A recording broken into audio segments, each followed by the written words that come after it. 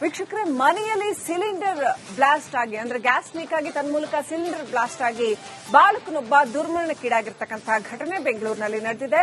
ಸುಮಾರು 9 ಮನೆಗಳಿಗೆ ಇದರಿಂದ ಹಾನಿ ಉಂಟಾಗಿದೆ. ಓರ್ವ ಬಾಲಕ ಮೃತಪಟ್ಟಿದ್ದಾನೆ. ಇನ್ನು ಸಾಕಷ್ಟು ಜನ 6-7 ಜನ ಗಂಭೀರ ಪರಿಸ್ಥಿತಿಯಲ್ಲಿ ಇದ್ದಾರೆ. ತಿಮ್ಮರಾಜು ಎಂಬುವರ ಮನೆಯಲ್ಲಿ ದುರಂತ ಘಟಿಸಿದೆ ಅಂತ ಹೇಳಲಾಗ್ತಾ ಇದೆ. ಬೆಂಗಳೂರಿನ ಚಿನ್ನಯ್ಯನಪಾಳ್ಯದಲ್ಲಿ ನಡೆದಿರುವಂತಹ ಘಟನೆ. ಒಂದು ಸಿಲಿಂಡರ್ ಸ್ಫೋಟಕ್ಕೆ 9 ಮನೆ ಛಿದ್ರವಾಗಿದೆ. ಮನೆಯ ಛಾವಣಿ ಕುಸಿದು ಸಬ್ರೀನ್ ಬಾನು ಅನ್ನೋ 35 ವರ್ಷದ ಮಹಿಳೆ, ಫಾತಿಮಾ ಅನ್ನುವಂತಹ ಒಬ್ಬ ಮಹಿಳೆ ಸೇರಿ 7 ಜನರಿಗೆ ಗಂಭೀರ ಗಾಯಗಳಾಗಿದೆ. ಶಾಸಕ ಗರುಡಾಚಾರ್, ಡಿಸಿಪಿ ಸಾರಾ ಫಾತಿಮಾ ಸ್ಥಳಕ್ಕೆ ಭೇಟಿ ಕೊಟ್ಟಿದ್ದಾರೆ.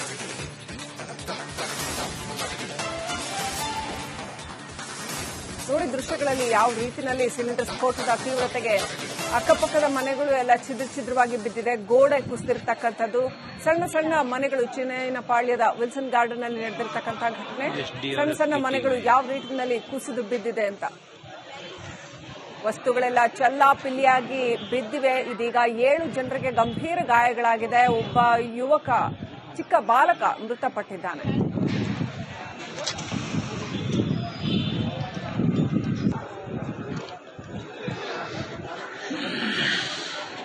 ये एसडीआरएफ चेकिंग कर रही है, अंदर कोई है क्या? ಬೆಂಗಳೂರಿನ ವಿಲ್ಸನ್ ಗಾರ್ಡನ್ ಚಿನ್ನಯ್ಯನಪಾಳ್ಯದಲ್ಲಿ ನಡೆದಿರ್ತಕ್ಕಂತಹ ಘಟನೆ. ಮನೆಯಲ್ಲಿ ಗ್ಯಾಸ್ ಲೀಕ್ ಆಗಿ ಆನಂತರ ಸಿಲಿಂಡರ್ ಸ್ಫೋಟಗೊಂಡಿದೆ. ಮುಬಾರಕ್ ಅನ್ನೋ 7 ವರ್ಷದ ಬಾಲಕ ಮೃತಪಟ್ಟಿದ್ದಾನೆ. ಇನ್ನೂ 7 ಜನಕ್ಕೆ ಗಂಭೀರ ಗಾಯಗಳಾಗಿದೆ ಅಂತ ಹೇಳಲಾಗಿದೆ. ಅವರನ್ನ ಆಸ್ಪತ್ರೆಗೆ ಸೇರಿಸಲಾಗಿದೆ. ತಿಮ್ಮರಾಜು ಎಂಬುವರ ಮನೆಯಲ್ಲಿ ನಡೆದಿರ್ತಕ್ಕಂತಹ ಸಿಲಿಂಡರ್ ಸ್ಫೋಟ ಇದು. ನೋಡಿ, ಸುತ್ತಮುತ್ತನ ಅಷ್ಟೂ ಮನೆಗಳ ಛಾವಣಿ ಕೂಡ ಕಿತ್ತೋಗಿದೆ, ಛಿದ್ರವಾಗಿದೆ. ಸಿಲಿಂಡರ್ ಸ್ಫೋಟದ ಹಿಂದೆ ಅನುಮಾನಗಳು ಮೂಡ್ತಾ ಇದೆ. ಅವರ ಮನೆ ಅಂದ್ರೆ ಯಾರ ಮನೆಯಲ್ಲಿ ಸಿಲಿಂಡರ್ ಸ್ಫೋಟ ಆಗಿದೆಯೋ ಆ ಮನೆಯ ಹೆಣ್ಣುಮಗಳು, ಕಸ್ತೂರಿ ಎಂಬಂತಹ ಹೆಣ್ಣುಮಗಳು ನಿನ್ನೆ ಸಿಲಿಂಡರ್ ಖಾಲಿ ಆಗಿದೆ ಅಂತ ಹೇಳಿದ್ರು ಅಂತ ಹೇಳಲಾಗ್ತಾ ಇದೆ. ಹೋಟೆಲ್ನಿಂದ ತಿಂದಿದ್ರಂತೆ. ಸಿಲಿಂಡರ್ ಖಾಲಿ ಆಗಿದೆ ಅಂದ ಮೇಲೆ ಹೊಸ ಸಿಲಿಂಡರ್ ಬಂದಿತ್ತೋ ಇಲ್ವೋ ಅನ್ನುವಂಥದ್ದು ಇನ್ನೂ ಕೂಡ ಗ್ಯಾರಂಟಿ ಇಲ್ಲ. ಆದ್ರೆ ಈ ನಡುವೆ ಸಿಲಿಂಡರ್ ಸ್ಫೋಟಗೊಂಡಿದೆ ಅಂತ ಹೇಳಲಾಗ್ತಾ ಇದೆ. ಹಾಗಾದ್ರೆ ಎಲ್ಲಿಂದ ಬಂತು ಸಿಲಿಂಡರ್, ಏನಿದು ಸ್ಫೋಟ ಅನ್ನುವಂಥ ಅನುಮಾನ ಮೂಡ್ತಾ ಇದೆ.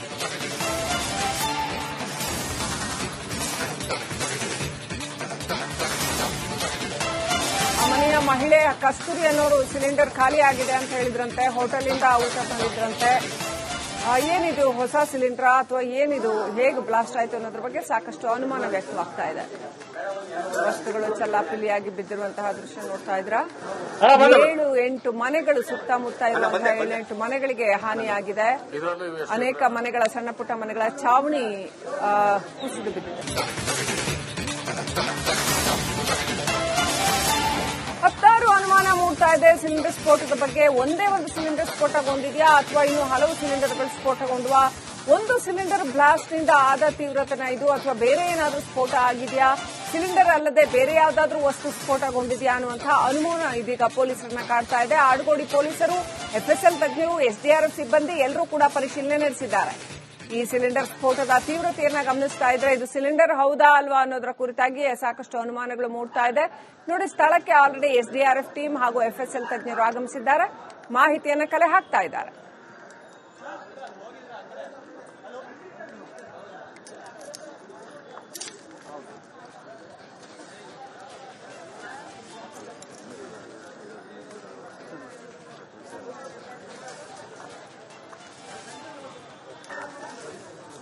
ಬಸವರಾಜ್ ಸ್ಥಳದಿಂದ ನೇರ ಸಂಪರ್ಕದಲ್ಲಿದ್ದಾರೆ. ಬಸವರಾಜ್, ಇದೀಗ ಎಫ್ಎಸ್ಎಲ್ ಹಾಗೂ ಎಸ್ಡಿಆರ್ಎಫ್ ಟೀಮ್ಗಳು ಆಗಮಿಸಿದೆಯಾ? ಏನೆಲ್ಲ ಹೆಚ್ಚುವರಿ ಮಾಹಿತಿ ಸಿಕ್ಕಿದೆ ಇಡೀ ಸ್ಫೋಟದ ಬಗ್ಗೆ?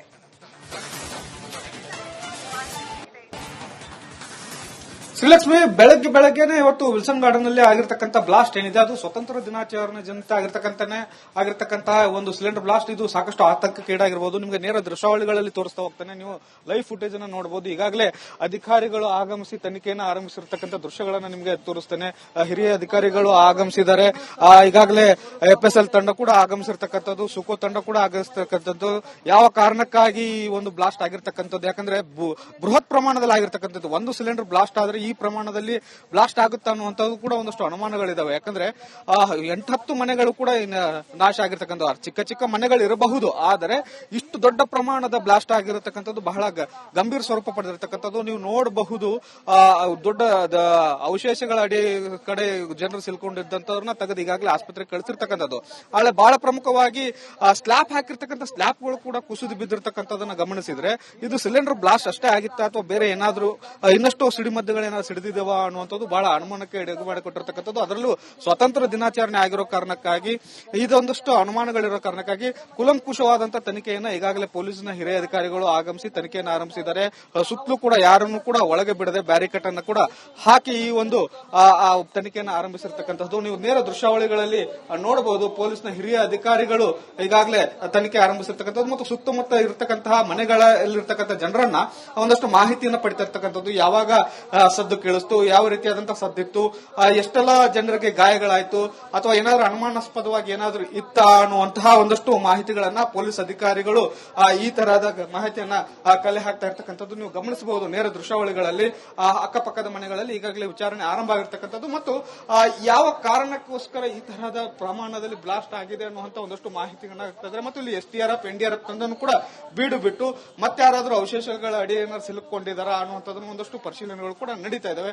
ಹೀಗಾಗಿ ಇದೊಂದು ರೀತಿಯ ಬಹಳ ದೊಡ್ಡ ಪ್ರಮಾಣದ ಬ್ಲಾಸ್ಟ್ ಆಗಿರೋ ಕಾರಣಕ್ಕಾಗಿ ಸಿಲಿಂಡರ್ ಬ್ಲಾಸ್ಟ್ ಅಷ್ಟೇ ಆಗಿದೆಯಾ ಅಥವಾ ಬೇರೆ ಬೇರೆ ಆಯಾಮಗಳು ಏನಾದ್ರೂ ಇದಾವ ಅನ್ನುವಂತ ಆಂಗಲ್ ನಲ್ಲಿ ಈಗ ತನಿಖೆ ಆರಂಭ ಆಗಿರ್ತಕ್ಕಂಥದ್ದು. ಸುತ್ತಲೂ ಕೂಡ ಏರಿಯಾನ ಕವರ್ ಮಾಡಿ ಯಾರಿಗೂ ಕೂಡ ಸಾರ್ವಜನಿಕರಿಗೆ ಅವಕಾಶವಿಲ್ಲದೆ ಈ ಒಂದು ತನಿಖೆ ಈಗಾಗಲೇ ಆರಂಭ ಆಗಿರತಕ್ಕಂಥದ್ದು. ಇನ್ನೇನು ಕೆಲವೇ ಹೊತ್ತಿನಲ್ಲಿ ಹಿರಿಯ ಅಧಿಕಾರಿಗಳು ಈ ಘಟನೆಗೆ ಕಾರಣ ಏನು ಅನ್ನುವಂತ ಪ್ರಾಥಮಿಕ ಮಾಹಿತಿಯನ್ನ ಮಾಧ್ಯಮಗಳಿಗೂ ಕೂಡ ನೀಡೋರಿದ್ದಾರೆ ಮತ್ತು ಸರ್ಕಾರಕ್ಕೂ ಕೂಡ ಇದರದೊಂದು ಮಾಹಿತಿ ಕೊಡಬೇಕಾಗುತ್ತೆ. ಯಾಕಂದ್ರೆ ಪ್ರಾಮುಖ್ಯತೆ ದಿನವಾದ ಕಾರಣಕ್ಕಾಗಿ ಈ ಬ್ಲಾಸ್ಟ್ ಯಾವ ಕಾರಣಕ್ಕೆ ಆಗಿದೆ ಅಥವಾ ಸಿಲಿಂಡರ್ ಬ್ಲಾಸ್ಟ್ ಆಗಿದೆ ಅನ್ನೋದಾದ್ರೆ ಯಾವ ಕಾರಣಕ್ಕಾಗಿ ಸಿಲಿಂಡರ್ ಬ್ಲಾಸ್ಟ್ ಆಗುವಂತಹ ಪರಿಣಾಮಗಳಾಯ್ತು ಅನ್ನುವಂತ ಒಂದಷ್ಟು ಮಾಹಿತಿಯನ್ನು ಕೂಡ ಹಂಚಿಕೊಳ್ಳೋರಿದ್ದಾರೆ. ಆದ್ರಿಂದ ತನಿಖೆ ಮಾತ್ರ ಈಗ ಬರದಿಂದ ಸಾಗಿರ್ತಕ್ಕಂಥದ್ದು. ಶ್ರೀಲಕ್ಷ್ಮಿ. ರೈಟ್ ಬಸವರಾಜು, ಇನ್ನು ಯಾರ ಮನೆಯಲ್ಲಿ ಈ ಒಂದು ಸಿಲಿಂಡರ್ ಬ್ಲಾಸ್ಟ್ ಆಯ್ತು ಅಂತ ಹೇಳಲಾಗ್ತಾ ಇದೆಯಲ್ಲ, ಅವ್ರ ಮನೇಲಿ ಸಿಲಿಂಡರ್ ಖಾಲಿಯಾಗಿ ಹೋಗಿತ್ತು ಅನ್ನುವಂತ ಮಾಹಿತಿ ಕೂಡ ಇದೆ. ಅವ್ರು ಹಾಗಾಗಿ ಹೊರಗಡೆಯಿಂದ ತಿಂಡಿ ತಂದು ತಿಂದಿದ್ರು ಅನ್ನುವಂತ ಮಾಹಿತಿ ಕೂಡ ಇದೆ. ಹಾಗಾದ್ರೆ ಏನಿದು ಸ್ಫೋಟ? ಸುತ್ತಮುತ್ತಲಿನ ಜನ ಏನ್ ಹೇಳ್ತಾರೆ? ಯಾವ ರೀತಿ ಸಂಭವಿಸ್ತಂತೆ? ಏನೆಲ್ಲ ಮಾಹಿತಿ ಲಭ್ಯ ಆಗ್ತಾ ಇದೆ?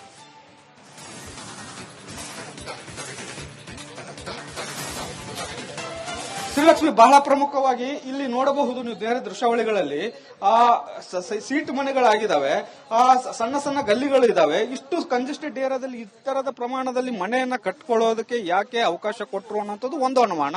ಯಾಕಂದ್ರೆ ಇಷ್ಟು ಚಿಕ್ಕ ಚಿಕ್ಕ ಮನೆಗಳು ಇಷ್ಟು ಒಂದೇ ಚಿಕ್ಕ ಗಲ್ಲಿಯಲ್ಲಿ ಹೇಗೆ ಅವಕಾಶ ಆಯ್ತು ಅನ್ನುವಂಥದ್ದು ಮತ್ತು ಈ ಪ್ರಮಾಣದಲ್ಲಿ ಬ್ಲಾಸ್ಟ್ ಆದಾಗ ಸಾಕಷ್ಟು ಹಾನಿ ಆಗಿರ್ತಕ್ಕಂಥದನ್ನ ನೀವು ಗಮನಿಸಬಹುದು. ಯಾವ ಮನೆಗಳು ಕೂಡ ಇಲ್ಲಿ ಉಳಿದಿಲ್ಲ, ಅದು ಒಂದೇ ಸೈಟ್ ಅಲ್ಲಿ ಇರತಕ್ಕಂಥ ಮನೆಗಳೆಲ್ಲವೂ ಕೂಡ ಇಲ್ಲಿ ಬಹುತೇಕವಾಗಿ ಒಂದು ರೀತಿಯಲ್ಲಿ ಸ್ಲಮ್ ಆಗಿರೋ ಕಾರಣಕ್ಕಾಗಿ ಸುತ್ತಮುತ್ತಲಿನ ಏರಿಯಾಗಳು ಚೆನ್ನಾಗಿದ್ದಾವೆ, ಆದ್ರೆ ಮಧ್ಯದಲ್ಲಿ ಸ್ಲಮ್ ಇರೋ ಕಾರಣಕ್ಕಾಗಿ ಇಷ್ಟು ದೊಡ್ಡ ಪ್ರಮಾಣದಲ್ಲಿ ಈ ಒಂದಷ್ಟು ಸ್ಲಮ್ ನಲ್ಲಿ ಈ ತರತಕ್ಕಂಥ ಘಟನೆ ಆಗಿರೋದ್ರಿಂದ ಸಹಜವಾಗಿ ಒಂದಷ್ಟು ಅನುಮಾನಗಳಿದಾವೆ. ನೀವು ಗಮನಿಸಬಹುದು ಅಧಿಕಾರಿಗಳು ಈ ಒಂದು ಆಯಾಮದಲ್ಲಿ ಪ್ರಶ್ನೆ ಈಗಾಗಲೇ ತನಿಖೆಯನ್ನು ಆರಂಭಿಸಿದ್ದಾರೆ. ಅದರಲ್ಲೂ ಪ್ರಮುಖವಾಗಿ ಸುಖೋ ತಂಡ ಆಗಮಿಸಿರ್ತಕ್ಕಂಥದ್ದು. ಆ ಸುಖೋ ತಂಡ ಒಂದಷ್ಟು ಎಲ್ಲ ಮಾಹಿತಿಗಳನ್ನ ಕಲೆ ಹಾಕುವಂತ ಕೆಲಸಗಳನ್ನ ನೀವು ದೃಶ್ಯಾವಳಿಗಳಲ್ಲಿ ನೋಡಬಹುದು. ಈ ಒಂದು ದೃಶ್ಯಾವಳಿಗಳಲ್ಲಿ ಸ್ಪಷ್ಟವಾದಂತ ಮಾಹಿತಿಗಳು ಸಿಗ್ತಾ ಇದಾವೆ. ಅವರು ಮನೆಯಲ್ಲಿ ವಿಚಾರಣೆ ಮಾಡ್ತಾ ಇದ್ದಾರೆ. ಬಹಳ ಪ್ರಮುಖವಾಗಿ ಎಲ್ಲಾ ರಸ್ತೆಗಳನ್ನು ಕೂಡ ಅವರು ಪರಿಶೀಲನೆ ಮಾಡ್ತಾ ಇದ್ದಾರೆ. ಬಹಳ ಪ್ರಮುಖವಾಗಿ ಈ ಒಂದು ಎಲ್ಲಾ ಆಂಗಲ್ ನಲ್ಲೂ ಕೂಡ ಈ ಒಂದು ತನಿಖೆ ಆರಂಭ. ಈ ಕುರಿತಾಗಿ ನಮ್ಮ ಪ್ರತಿನಿಧಿ ಮುತ್ತಪ್ಪ ಲಮಾಣಿ ಅಲ್ಲಿಂದ ಒಂದು ಪ್ರತ್ಯಕ್ಷ ವರದಿಯನ್ನು ಕೊಟ್ಟಿದ್ದಾರೆ. ಸ್ಥಳದಿಂದ ಬನ್ನಿ ನೋಡೋಣ. ವಿಲ್ಸನ್ ಗಾರ್ಡನ್ನ ಚಿನ್ನಮ್ಮನ ಪಾಳ್ಯದಲ್ಲಿ ಸಿಲಿಂಡರ್ ಸ್ಫೋಟಗೊಂಡಿರುವಂತಹ ಕಾರಣಕ್ಕಾಗಿ 6 ಮನೆಗಳು ಡೆಮಾಲೇಷನ್ ಆಗಿರುವಂತದ್ದು. ಸದ್ಯ ನಾನೀಗ ಸ್ಥಳದಲ್ಲಿದ್ದೀನಿ. ಈ ನೋಡ್ತಾ ಇದ್ದೀವಿ ಈ ಸಿಲಿಂಡರ್ ಸ್ಫೋಟದ ತೀವ್ರತೆ ಯಾವ ರೀತಿಯಾಗಿದೆ ಅಂತಂದ್ರೆ ಸುತ್ತಮುತ್ತಲಿರುವಂತಹ 6 ಮನೆಯ ಮೇಲ್ಛಾವಣಿ ಆಗಿರಬಹುದು, ಗೋಡೆಗಳೆಲ್ಲವೂ ಕೂಡ ಚಿಂದಿ ಚಿತ್ರಣ ಆಗಿರುವಂತದ್ದು. ಯಾಕಂದ್ರೆ ಕಂಪ್ಲೀಟ್ ಆದಂತಹ ಗೋಡೆಗಳೆಲ್ಲವೂ ಕೂಡ ಪಕ್ಕದ ಮನೆಯಲ್ಲಿ ಹೋಗಿ ಬಿದ್ದಿರುವಂತದ್ದು. ಇದು ತೀವ್ರತೆ ಈಗಾಗಲೇ ಅಗ್ನಿಶಾಮಕ ದಳದ ಅಧಿಕಾರಿಗಳು ಕೂಡ ಸ್ಥಳಕ್ಕೆ ಬಂದು ಯಾರಾದರೂ ಸಿಲುಕಿಕೊಂಡಿದ್ದಾರೆ ಅಂತ ಹೇಳಿ ಅವರನ್ನು ಪರಿಶೀಲನೆ ಮಾಡುವಂತಹ ಕೆಲಸ ಕೂಡ ಮಾಡ್ತಿದ್ದಾರೆ. ಇದು ಚಿನ್ನಮ್ಮನ ಪಾಳ್ಯದಲ್ಲಿರುವಂತಹ ಒಂದು ಮನೆಯ ಫಸ್ಟ್ ಫ್ಲೋರ್ ಅಲ್ಲಿ ಒಂದು ಸಿಲಿಂಡರ್ ಸ್ಫೋಟ ಆಗಿದೆ. ಆ ಸ್ಫೋಟದ ತೀವ್ರತೆಯಿಂದಾಗಿ ಪಕ್ಕದಲ್ಲಿರುವಂತಹ ಗೋಡೆಗಳು ಮನೆ ಏನು ಸ್ಫೋಟ ಆಯ್ತು ಆ ಮನೆ, ಆ ಇಡೀ ಮನೆ ಕಂಪ್ಲೀಟ್ ಆಗಿ ಕುಸಿದು ಬಿದ್ದಿರುವಂತದ್ದು. ಸ್ಫೋಟದ ತೀವ್ರತೆಗೆ ಪಕ್ಕದ ಮನೆಯಲ್ಲಿ ಹೋಗ್ಬಿಟ್ಟು ಆ ಗೋಡೆಗಳು ಕೂಡ ಬಿದ್ದಿದ್ದಾವೆ. ಸದ್ಯಕ್ಕೆ 7 ಜನರಿಗೆ ಗಂಭೀರ ಗಾಯಗಳಾಗಿದ್ದು, ಆ ಗಾಯಾಳುಗಳನ್ನ ಸ್ಥಳೀಯ ಆಸ್ಪತ್ರೆಗೆ ಕೂಡ ದಾಖಲು ಮಾಡುವಂತಹ ಕೆಲಸ ಕೂಡ ಮಾಡಲಾಗಿದೆ.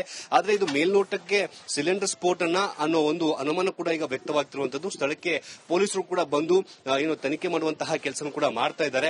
ಯಾಕಂದ್ರೆ ಒಂದು ಸಿಲಿಂಡರ್ ಸ್ಫೋಟಗಳನ್ನ ನಾವು ನೋಡ್ತಾ ಇದ್ವಿ, ಆದ್ರೆ ಇತ್ತೀಚಿನ ದಿನಗಳಲ್ಲಿ ಇಂತಹ ಈ ರೀತಿಯ ಒಂದು ಈ ತರದಂತಹ ತೀವ್ರತರ ಆಗಿರುವಂತಹ ಒಂದು ಸ್ಫೋಟ ಎಲ್ಲೂ ಕೂಡ ಆಗಿರಲಿಲ್ಲ. ಈಗಾಗಲೇ ಎಸ್ಡಿಆರ್ಎಫ್ನವರು, ಪೊಲೀಸ್ ಇಲಾಖೆ ಅಧಿಕಾರಿಗಳು, ಅಗ್ನಿಶಾಮಕ ದಳದ ಅಧಿಕಾರಿಗಳು ಎಲ್ಲರೂ ಕೂಡ ಸ್ಥಳಕ್ಕೆ ಬಂದು ಮಾಹಿತಿ ಕಲೆ ಹಾಕುವಂತಹ ಕೆಲಸ ಕೂಡ ಮಾಡ್ತಿದ್ದಾರೆ. ನಾವು ನೋಡ್ತಾ ಇದೀವಿ, ಈ ಮೇಲ್ಗಡೆ ಶೀಟ್ ಮನೆಗಳಿದ್ದು, ಜೊತೆಗೆ ಮನೆಯ ಗೋಡೆಗಳಿಂದಾವೆ. ಆ ಗೋಡೆಗಳು ಸಿಡಿದು ಪಕ್ಕದ ಮನೆಗೆ ಹೋಗಿ ಬಿದ್ದಿರುವಂತದ್ದು. ಯಾಕೆ ಒಂದ್ ಕಡೆ ಅನುಮಾನ ಸೃಷ್ಟಿ ಮಾಡುವಂತಹ ಆಗಿದೆ. ಸದ್ಯಕ್ಕೆ 7 ಜನರಿಗೆ ಗಂಭೀರ ಗಾಯಗಳಾಗಿರುವಂತದ್ದು. ಗೋಡೆಯ ಅವಶೇಷಗಳನ್ನ ನೋಡ್ತಾ ಇದ್ದೀವಿ.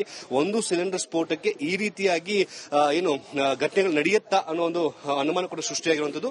ಒಟ್ಟು 7 ಮನೆಗೆ ಈ ಮೇಲ್ಭಾಗದಲ್ಲಿರುವಂತಹ ಮನೆ ಮೇಲೆನೆ ಒಂದು ಸಿಲಿಂಡರ್ ಸ್ಫೋಟ ಆಗಿದೆ. ಆದ್ರೆ ಅದರ ತೀವ್ರತೆ ಹೇಗಿತ್ತಂತಂದ್ರೆ 7 ಮನೆಗಳು ಕಂಪ್ಲೀಟ್ ಆಗಿ ಕುಸಿದು ಬಿದ್ದಿರುವಂತದ್ದು. ಈಗಾಗಲೇ ಅಗ್ನಿಶಾಮಕ ದಳದ ಅಧಿಕಾರಿಗಳು, ಪೊಲೀಸ್ ಇಲಾಖೆ ಅಧಿಕಾರಿಗಳು ತನಿಖೆಯನ್ನು ಕೂಡ ಕೈಗೆತ್ತಿಕೊಂಡಿದ್ದಾರೆ. ಇದು ನಿಜವಾಗ್ಲೂ ಕೂಡ ಸಿಲಿಂಡರ್ ಸ್ಫೋಟದ ತೀವ್ರತೆನ ಅಥವಾ ಬೇರೆ ಏನಾದರೂ ಇತ್ತ ಅನ್ನೋದ್ರ ಬಗ್ಗೆ ಕೂಡ ಈಗ ತನಿಖೆಯನ್ನು ಕೂಡ ಕೈಗೆತ್ತಿಕೊಂಡಿದ್ದಾರೆ. ಈಗಾಗಲೇ ಗಾಯಾಳುಗಳನ್ನು ಕೂಡ ಬೇರೆ ಆಸ್ಪತ್ರೆಗೆ ದಾಖಲು ಮಾಡುವಂತಹ ಕೆಲಸ ಕೂಡ ಮಾಡಿರುವಂತದ್ದು. ಸದ್ಯಕ್ಕೆ ನನ್ನ ಕ್ಯಾಮರಾಮನ್ ಕೃಷ್ಣ ಕೂಡ ಇದರ ತೀವ್ರತೆಯನ್ನ ತೋರಿಸುವಂತಹ ಕೆಲಸ ಕೂಡ ಮಾಡ್ತಿದ್ದಾರೆ. ಸದ್ಯಕ್ಕೆ ಪೊಲೀಸರು ಕೂಡ ಇಲ್ಲಿ ಬಂದು ತನಿಖೆ ಮಾಡುವಂತಹ ಕೆಲಸ ಕೂಡ ಮಾಡ್ತಿರುವಂತದ್ದು. ಯಾಕಂದ್ರೆ ಈ ರೀತಿಯಾದಂತಹ ಘಟನೆಗಳು ಸರ್ವೇ ಸಾಮಾನ್ಯವಾಗಿ ನಡೆಯೋದಿಲ್ಲ. ಸಿಲಿಂಡರ್ ಸ್ಫೋಟದ ತೀವ್ರತೆನೇ ಬೇರೆ ಇರುತ್ತೆ. ಆದ್ರೆ ಪೊಲೀಸರು ಕಂಪ್ಲೀಟ್ ಆಗಿ ಇಂಚಿಂಚು ಮಾಹಿತಿಯನ್ನು ಕೂಡ ಕಲೆ ಹಾಕುವಂತಹ ಕೆಲಸ ಕೂಡ ಮಾಡ್ತಿದ್ದಾರೆ. ಸದ್ಯಕ್ಕೆ ವಿಲ್ಸನ್ ಗಾರ್ಡನ್ ಇರುವಂತಹ ಚಿನ್ನಮನಪಾಳ್ಯದ ಸಿಲಿಂಡರ್ ಸ್ಫೋಟದ ನೈಜ ದೃಶ್ಯಗಳಿವೆ. ಕ್ಯಾಮರಾ ಪರ್ಸನ್ ಕೃಷ್ಣ ಜೊತೆಗೆ ಮುತ್ತಹ ಪ್ರದೇಶದ ಈ ಒಂದು ಮನೆಯಲ್ಲೇ ಇವತ್ತು ಬೆಳಗಿನ ಜಾವ 8-10 ಗಂಟೆ ಸುಮಾರಿಗೆ ಒಂದು ಸಿಲಿಂಡರ್ ಸ್ಫೋಟವಾಗಿದೆ. ಆದ್ರೆ ಇಲ್ಲಿ ದೃಶ್ಯಗಳನ್ನು ನೋಡ್ತಾ ಇದ್ದೀವಿ. ಒಂದು ಮನೆಯಲ್ಲಿ ಆಗಿರುವಂತಹ ಸಿಲಿಂಡರ್ ಸ್ಫೋಟದಿಂದ 10 ಮನೆಗಳಿಗೆ ದೊಡ್ಡ ಡ್ಯಾಮೇಜ್ ಆಗಿರುವಂತದ್ದು. ಯಾವ ಮನೆಯಲ್ಲಿ ಸಿಲಿಂಡರ್ ಸ್ಫೋಟವಾಗಿದೆ ಅಂತ ಹೇಳಾಗ್ತಿದೆಯೋ ಆ ಇಡೀ ಮನೆ ಧ್ವಂಸವಾಗಿದೆ. ಆ ಮನೆಯ ಅವಶೇಷಗಳು ಅಂದ್ರೆ ಆ ಮನೆಯ ಗೋಡೆಗಳು ಸರಿಸುಮಾರು ಒಂದು 100 ಮೀಟರ್ ದೂರದಲ್ಲಿ ಹೋಗ್ಬಿಟ್ಟು ಆ ಪಕ್ಕದಲ್ಲಿರುವಂತಹ ಗೋಡೆ ಮೇಲೆ ಹೋಗಿ ಬಿದ್ದಿರುವಂತಹ ದೃಶ್ಯಗಳನ್ನು ಕೂಡ ನಾವು ನೋಡ್ತಿರಬಹುದು. ಈಗಾಗಲೇ ಈ ಒಂದು ಘಟನೆಯಲ್ಲಿ 12 ವರ್ಷದ ಬಾಲಕ ಮುಬಾರಕ್ ಅನ್ನೋನು ಕೂಡ ಈಗ ಮೃತಪಟ್ಟಿರುವಂತದ್ದು. 10 ಜನರಿಗೆ ಗಂಭೀರ ಗಾಯಗಳಾಗಿದ್ದಾವೆ. ಗಾಯಾಳುಗಳನ್ನ ಸ್ಥಳೀಯ ಖಾಸಗಿ ಆಸ್ಪತ್ರೆಗೆ ದಾಖಲು ಮಾಡುವಂತಹ ಕೆಲಸ ಕೂಡ ಮಾಡಲಾಗಿದೆ. ಜೊತೆಗೆ ಸ್ಥಳಕ್ಕೆ ಅಗ್ನಿಶಾಮಕ ದಳದ ಅಧಿಕಾರಿಗಳು, ಪೊಲೀಸ್ ಇಲಾಖೆ ಅಧಿಕಾರಿಗಳು ಕೂಡ ತನಿಖೆ ಮಾಡುವಂತಹ ಕೆಲಸ ಕೂಡ ಮಾಡ್ತಿರುವಂತದ್ದು. ಮೇಲ್ನೋಟಕ್ಕೆ ಇದು ಸಿಲಿಂಡರ್ ಸ್ಫೋಟದ ಆಗಿರುವಂತಹ ಘಟನೆ ಅಂತ ಹೇಳಿ ಹೇಳ್ತಿಲ್ಲ, ಒಂದು ಅನುಮಾನ ಕೂಡ ಮೂಡಿದೆ. ಸದ್ಯಕ್ಕೆ ಅಧಿಕಾರಿಗಳು ಕೂಡ ಬಾಂಬ್ ನಿಷ್ಕ್ರಿಯ ದಳದ ಅಧಿಕಾರಿಗಳನ್ನು ಕೂಡ ಸ್ಥಳಕ್ಕೆ ಕರೆಸುವಂತಹ ಕೆಲಸ ಕೂಡ ಮಾಡ್ತಿದ್ದಾರೆ. ಬಾಂಬ್ ಸ್ಕ್ವಾಡ್ ಅನ್ನು ಕೂಡ ಈಗ ಸ್ಥಳಕ್ಕೆ ಕರೆಸುವಂತಹ ಕೆಲಸ ಕೂಡ ಮಾಡ್ತಿರುವಂತದ್ದು. ಸ್ಥಳಕ್ಕೆ ಈಗ 10 ಮನೆಗಳು ಕಂಪ್ಲೀಟ್ ಆಗಿ ಡ್ಯಾಮೇಜ್ಗಳಾಗಿದ್ರೆ ಆ ಮನೆಯ ಗೋಡೆಗಳಿದ್ದಾವೆ, ಆ ಗೋಡೆಗಳು ಕಂಪ್ಲೀಟ್ ಆಗಿ ಧ್ವಂಸ ಆಗಿದೆ. ಅಕ್ಕಪಕ್ಕದ ಮನೆಗಳಿಗೂ ಕೂಡ ಡ್ಯಾಮೇಜ್ ಆಗಿರುವಂತೂ ಕೂಡ ಈಗ ನಾವು ನೋಡ್ತಾ ಇದ್ದೀವಿ. ಸ್ಥಳಕ್ಕೆ ಸಾಕಷ್ಟು ಹಿರಿಯ ಪೊಲೀಸ್ ಅಧಿಕಾರಿಗಳು ಕೂಡ ಬಂದಿದ್ದಾರೆ. ನನ್ನ ಜೊತೆಗೆ ಮಾತಾಡೋದಕ್ಕೆ ಸ್ಥಳೀಯರು ಕೂಡ ಒಬ್ಬರಿದ್ದಾರೆ, ಅವರನ್ನ ನಾನು ಮಾತಾಡ್ತೀನಿ. ಸರ್, ಇದು ಎಷ್ಟು ಗಂಟೆ ಘಟನೆ ಆಯ್ತು, ಜೊತೆಗೆ ಏನಾಯ್ತು ಸರ್, ಸೌಂಡ್ ಏನಿತ್ತು ಸರ್?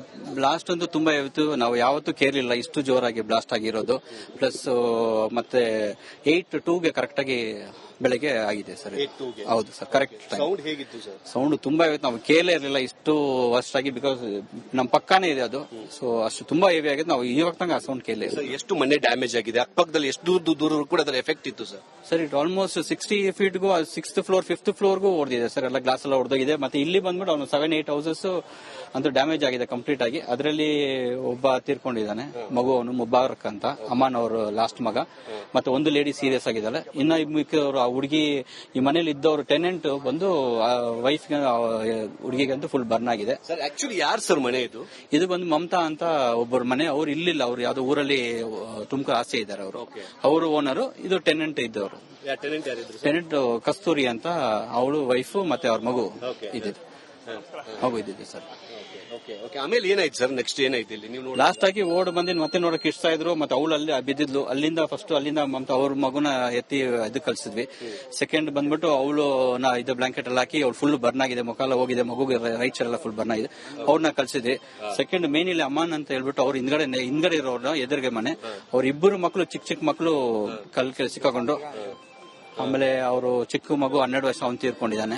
ಇನ್ನೊಂದು ಮಗುನು 13-14 ಇರ್ಬೋದು ಹುಡುಗಿ. ಅವ್ರು ಒಬ್ಬರನ್ನ ಸೇವ್ ಮಾಡಿದ್ರೆ, ಇನ್ನೊಬ್ಬರು ಆಗಿಲ್ಲ, ಹಾಸ್ಪಿಟಲ್ ಇದಾಗಿದೆ. ಈಗ ಸ್ಥಳಕ್ಕೆ ಕೂಡ ಈಗ ಇಲ್ಲಿರುವಂತಹ ಶಾಸಕರಾಗಿರುವಂತಹ ಗರುಡಾಚಾರ್ಯ ಕೂಡ ಈಗ ಬಂದು ಅದನ್ನು ಪರಿಶೀಲನೆ ಮಾಡುವಂತಹ ಕೆಲಸ ಕೂಡ ಮಾಡ್ತಿರುವಂತದ್ದು. ಯಾವಾಗ ಈ ಸ್ಫೋಟದ ಮಾಹಿತಿ ಸಿಕ್ತೋ ಸ್ಥಳಕ್ಕೆ ಸ್ಥಳೀಯ ಶಾಸಕರಾಗಿರುವಂತಹ ಉದಯ ಗರುಡಾಚಾರ್ಯ ಕೂಡ ಸ್ಥಳಕ್ಕೆ ಬಂದು ಪರಿಶೀಲನೆ ಮಾಡುವಂತಹ ಕೆಲಸ ಕೂಡ ಮಾಡ್ತಿದ್ದಾರೆ. ಸದ್ಯಕ್ಕೆ ಇದು ಮೇಲ್ನೋಟಕ್ಕೆ ಈಗ ಹೇಳಲಾಗ್ತಿರುವಂತದ್ದು ಸಿಲಿಂಡರ್ ಸ್ಫೋಟ ಅಂತ ಹೇಳ್ಬಿಟ್ಟು, ಆದ್ರೆ ತನಿಖೆಯ ನಂತರವಷ್ಟೇ ಇದು ಯಾವ ರೀತಿಯ ಸ್ಫೋಟ ಅಂತ ಹೇಳಿ ಗೊತ್ತಾಗಬೇಕಿದೆ. ಕ್ಯಾಮರಾ ಪರ್ಸನ್ ಕೃಷ್ಣ ಜೊತೆಗೆ ಮುತ್ತಪ್ಪ, ರಿಪಬ್ಲಿಕ್ ಕನ್ನಡ, ಬೆಂಗಳೂರು. ಸಿಲಿಂಡರ್ ಸ್ಫೋಟದ ಹಿಂದೆ ಸಾಕಷ್ಟು ಅನುಮಾನಗಳು ಹೇಳ್ತಾ ಇದೆ. ಈ ಸ್ಫೋಟದ ತೀವ್ರತೆಯನ್ನು ಗಮನಿಸಿದ್ರೆ ಇದು ಕೇವಲ ಒಂದು ಸಿಲಿಂಡರ್ ಸ್ಫೋಟ ಉಂಟಾಗಿರ್ತಕ್ಕಂಥದ್ದು ಅನ್ನೋ ಅನುಮಾನ ಮೂಡ್ತಾ ಇದೆ. ಬೇರೆ ಏನಾಗಿರಬಹುದು ಹಾಗಿದ್ರೇನು ಅಂತ ಸಾಕಷ್ಟು ಅನುಮಾನ ಮೂಡ್ತಾ ಇದೆ.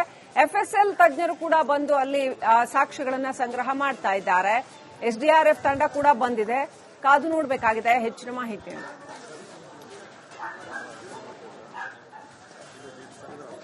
ಬೆಂಗಳೂರಿನ ವಿಲ್ಸನ್ ಗಾರ್ಡ್ನ ಚಿನ್ನಯ್ಯನಪಾಳ್ಯದಲ್ಲಿ ನಡೆದಿರುವಂತಹ ಘಟನೆ, ತಿಮ್ಮರಾಜು ಅನ್ನೋರ ಮನೆ ಸುತ್ತಮುತ್ತ ಇದ್ದಂತಹ